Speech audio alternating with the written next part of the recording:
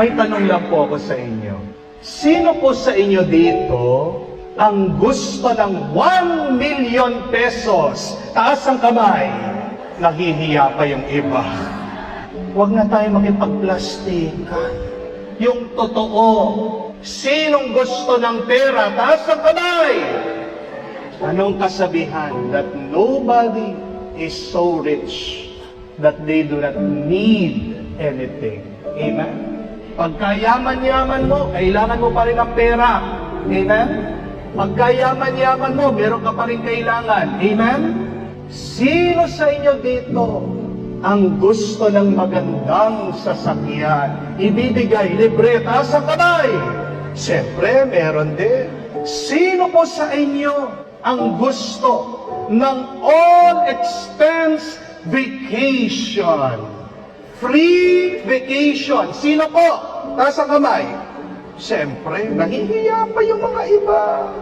Pero, ito po ang tanong. Kung ibibigay ng Diyos sa iyo ang 1 million pesos, limpak-limpak na pera, kung ibibigay sa iyo ng Diyos ang magandang sasakyan, kung ibibigay sa iyo ng Diyos ang expense-free vacation, isang kondisyon, hanggang 1 linggo na lang daw ang itatagal ng buhay mo. Sino sa inyo ang gusto? Taas ang kamay. Wala. Kanina, kahit na nahihiya, gusto. Ngayon, binibigay na. Bakit ayaw nyo? Kasi, mas mahalaga ang buhay kesa sa kayamanan. Amen? My dear friends, remember this. Just because something is expensive, it does not mean that you should desire it, that you should buy it, that you should try to get it. It does not mean that something is worth much, that you should sacrifice much for that thing. Amen? Mga kapatid, unawain nyo, hindi lahat ng mahal na bagay ay mahalaga. Amen?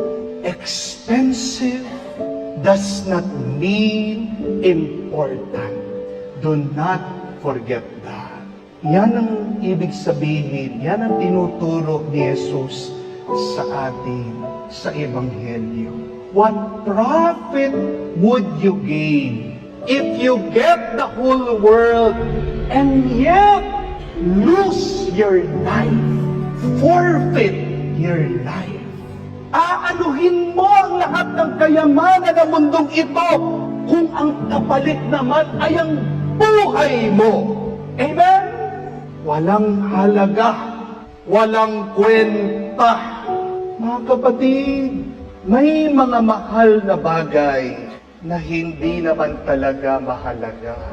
At minsan at madalas, may mga mahahalagang bagay na mura at kadalasan libre pa. Amen? Ano bang tunay na mahalaga? Sasakyan o yung iyong pinupuntahan? Ano talagang mahalaga? Ang bakasyon o yung kasama mo doon sa bakasyon? Ano talagang mahalaga? Ang pagkain o ang iyong kalusugan? Ano talagang mahalaga? Ang bahay o yung pamilya mo kasama sa tahanan? Ano talagang mahalaga? Ang magandang orasan o yung may oras ka pa? Anong mahalaga? Yung iyong mamahaling damit o yung kapayapaan ng iyong isip? Anong tunay na mahalaga? Kayamanan o buhay?